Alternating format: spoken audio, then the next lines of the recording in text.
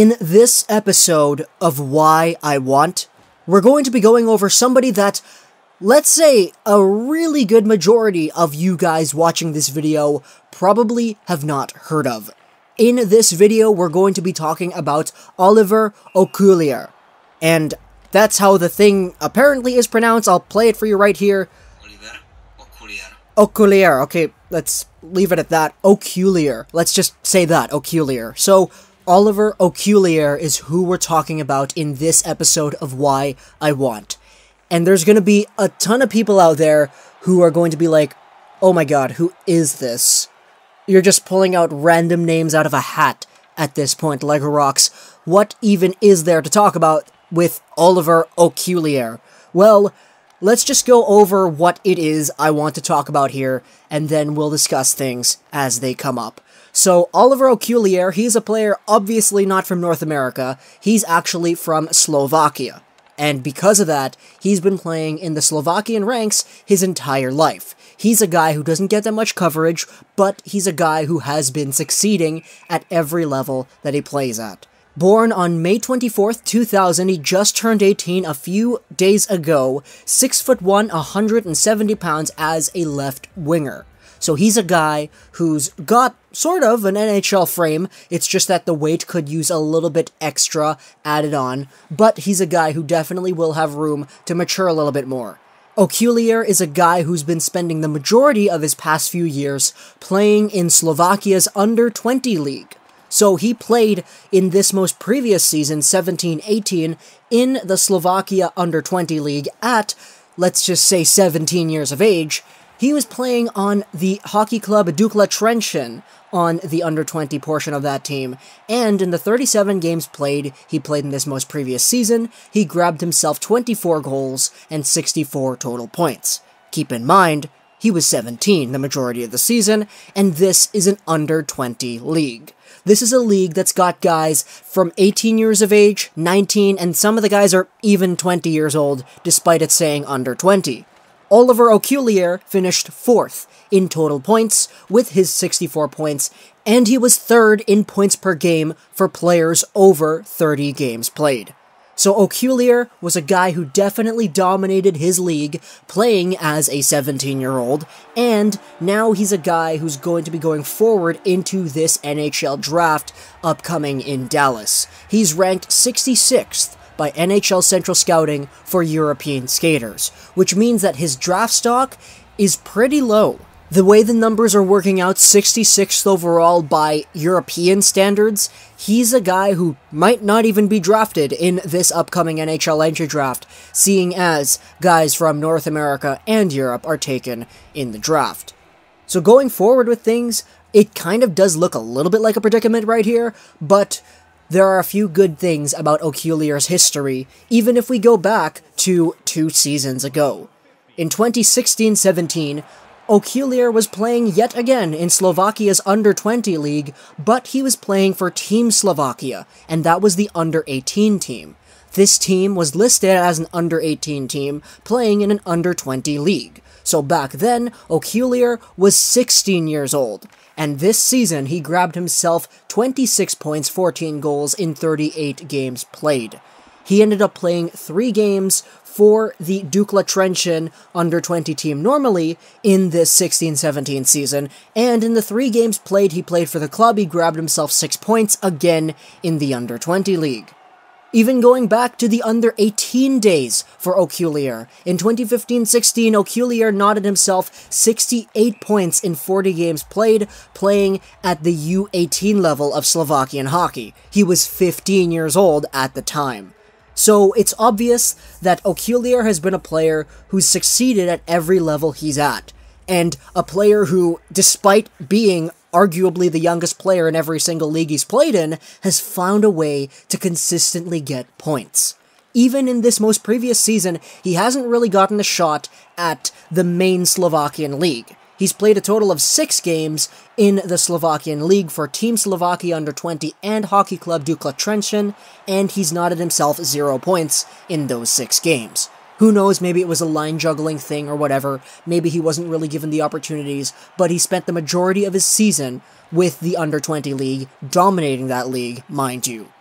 And it's not even just his own league. If we go over to the World Junior Under-18 tournament, the one that, Jack Hughes was an absolute beast at, Oliver Okuliar was tied for 8th in points, and he did it in a significantly lower amount of games played in comparison to everybody else in his age range. Considering the fact that Team Slovakia wasn't really that good, they played 5 games whereas the majority of the other teams played 7 games. So if you take a look at things, Okuliar was tied with Farabee in total points. They each got 4 goals and 4 assists at the tournament. Okuliar did it in 2 less games. If you go over to points per game and you look at that category, first in points per game was Maxim Kajkovic, who was also playing for Team Slovakia. He's looking to be a really high-quality prospect in the 2019 NHL Entry Draft. He was first. He grabbed himself a whopping 11 points in 5 games, definitely first for points per game in the tournament. Second place in that category was Jack Hughes, with 12 points in 7 games, a 1.71 points per game, and third was Oliver Okuliar, with his 8 points in 5 games. So, it's kind of obvious to see that even amongst his own age group, Okuliar is a guy who definitely succeeds at that level. Doesn't matter if he's playing for Slovakia in an international tournament or he's playing in the Slovakian leagues, he finds ways to get it done. And for the most part, a lot of people who watch Okuliar, because, let's face it, there aren't that many highlights about him on YouTube, so that really does limit the amount of exposure a lot of people get to this kind of player. So in order for scouts to have a really good perspective on what kind of player he is, they actually gotta start watching the games, which is what scouts do, and us normie fans over here, we don't do. But, just from reading things about him online, you can gather that Okuliar is a guy who works hard. His puck skills, shot, dangles, they're not necessarily really high quality, but the way he skates and the way he pounces on the puck, basically, it's all up there for him. And he's a guy who works really hard, which is why he's able to enforce the play the way he wants to enforce it. Okuliar, as a guy who might not even get drafted in this draft, is a guy that I would like to see the Vancouver Canucks take, let's say, in a really later position if he's available. Because if he's a guy who's able to succeed at every level he plays at, with really high work ethic consistently every time he steps out there on the ice, that's the kind of player I want. Especially as a left winger, the Canucks don't really have too many of those. We got Gadjevich and Berchi, but is Berchi really going to stay on the team for that long? And Gadjevich, how long is it going to take Gadjevich to transition into the NHL level?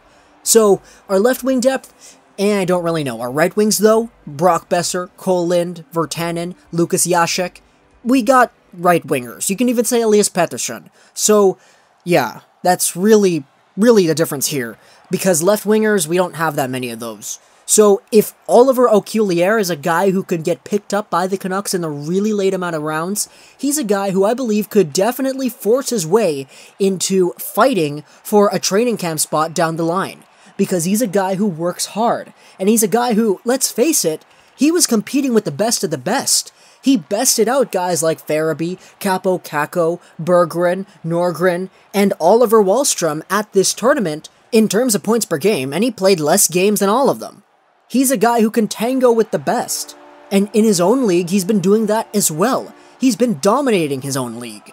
An under-20 league, by the way, which is 2-3 years removed from his age bracket. So Oliver Okuliar is a guy who most likely will play either with the U20 team once again, or he'll move up to the main Slovakian league, and he will do his best there next season. And that's going to be really interesting to see for his growth, because he's been a guy who everywhere he's gone, he's been great. So what's going to happen when he steps into the big roles? And if you wanted to look at some perspectives on things, Okuliar's points per game in this most recent season of Slovakian under-20 hockey was better than guys like Marian Hossa when he played a year in the under-20 league, Marian Gaborik as well when he played a long time ago with Marcel Hossa, and they were all playing on the same team. Thomas Tatar was a guy who actually bested out all 3 of these players and grabbed himself a whopping 1.81 points per game, good for 10th all-time for under-18 players in the under-20 Slovakian league. Oliver Okuliar is 14th. Hossa is listed at 15th. So it's just a really interesting way to take a look at things. Obviously, not everybody on this list is an NHL star, but the ones that are, they certainly are fairly good. I'd say that Thomas Tatar, before getting traded over to Vegas, was a really reliable player. And Hossa and Gaborik, these are great players too. The fact that Oliver Okuliar is a guy who could say that he is in their class is definitely noteworthy. And I can totally see him not getting drafted at the 2018 draft, and at the same time I could totally see him getting drafted too. It really depends. But if the Vancouver Canucks drafted him sometime in the really late rounds, I'd be great with that. I'd be willing to see what he has to offer upon getting an NHL opportunity. Hope you guys enjoyed this video. Plus, use that gaming, and bye.